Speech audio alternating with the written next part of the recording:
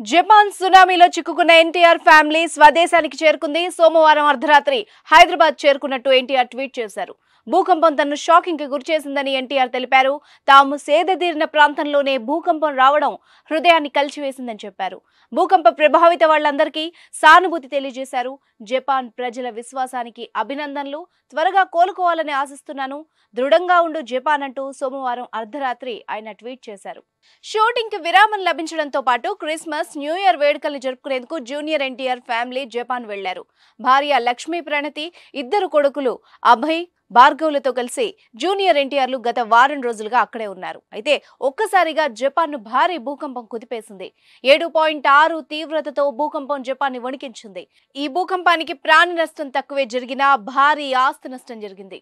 ఇక భూకంప సమయంలో ఎన్టీఆర్ అక్కడే ఉన్నారు అని తెలిసిన వాళ్ళు, అభిమానులు కంగారు పడ్డారు. ఎన్టీఆర్ ఉన్న దగ్గర భూకంపం వచ్చిందా, ఏమైంది అన్న విషయాలపై ఆరా తీశారు. ఈ క్రమంలోనే జపాన్ నుంచి తిరిగి ఇంటికి వచ్చేసినట్టు జూనియర్ ఎన్టీఆర్ సోషల్ మీడియా వేదికగా వెల్లడించారు. దీంతో ఎన్టీఆర్ జపాన్ నుంచి వచ్చేశారు అని తెలిసి అభిమానులు ఊపిరి పీల్చుకున్నారు.